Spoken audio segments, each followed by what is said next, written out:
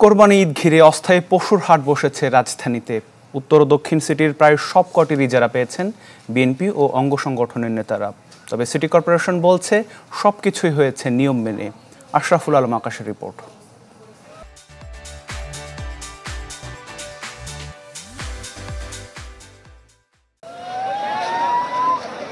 প্রতি বছর কোরবানির ঈদ ঘিরে রাজধানীর 2 সিটি কর্পোরেশনে বসে অন্তত 20টি পশুর হাট। বিগত বছরগুলোতে যা ছিল আওয়ামী লীগ নেতাদের দখলে, আর এখন বিএনপি নেতাদের হাতে।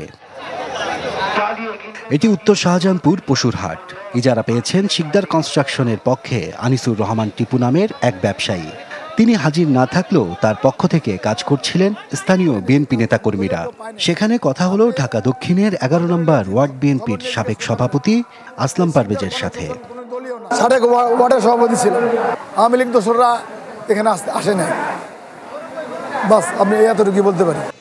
এবার যাওয়া যাক ঢাকা পলিটেকনিক ইনস্টিটিউট মাঠে। এই হাটটির ইজারা পেয়েছেন তেজগাঁও থানা যুব দলের সাবেক সাধারণ সম্পাদক মনিরুজ্জামান। জায়ান্ট এন্টারপ্রাইজের মাধ্যমে আমি যখন এই হাটটির ইজারা করি তখন সর্বোচ্চ মূল্যে আমি হাটটির ইজারা পাই। ঢাকা উত্তরের ভাটারা সুতিভোলা পশুর হাট এখানেও ব্যতিক্রম নয়। 40 নং ওয়ার্ড বিএনপির সাবেক সাধারণ সম্পাদক রফিকুল ইসলামের ইজারায় চলছে হাটটি। একদলীয় যেটা হয়েছিল এটার অবসান হয়েছে 5ই আগস্ট। এরপর থেকে এখন আর ওই একদলীয় হওয়ার সম্ভাবনা নাই, আমাদের তো নাই। রাজধানীর পশুর হাটগুলোর তথ্য ঘেঁটে কম বেশি একই চিত্র মিলেছে। গণমাধ্যমের খবরও বলছে উত্তর দক্ষিণের প্রায় সব হাটের ইজারা বিএনপি নেতাদের কবজায়। পরোক্ষভাবে সে কথা স্বীকারও করেছেন সিটি কর্পোরেশনের প্রশাসক। তবে নিয়ম মাফিক সব হয়েছে বলে দাবি তাদের।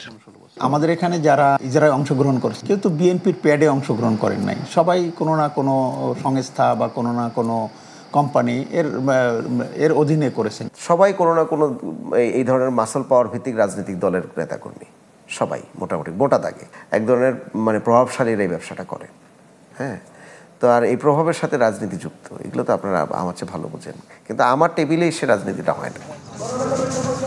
এদিকে গাবতলী হাট নিয়ে জল খোলা হবার পর দ্বিতীয় পর্যায়ে টেন্ডার আহ্বান করে উত্তর সিটি কর্পোরেশন। সেখানে সর্বোচ্চ দরদাতা ছিল টিএস এন্টারপ্রাইজ, কিন্তু পরে রহস্যজনকভাবে হাট পরিচালনায় অপারগতার কথা জানিয়ে চিঠি দিয়ে ইজারা থেকে সরে দাঁড়ায় প্রতিষ্ঠানটি। শেষমেশ ইজারা যায় দ্বিতীয় সর্বোচ্চ দরদাতা ইরফান ট্রেডার্সের হাতে। আশরাফুল আলম আকাশ, চ্যানেল 24, ঢাকা।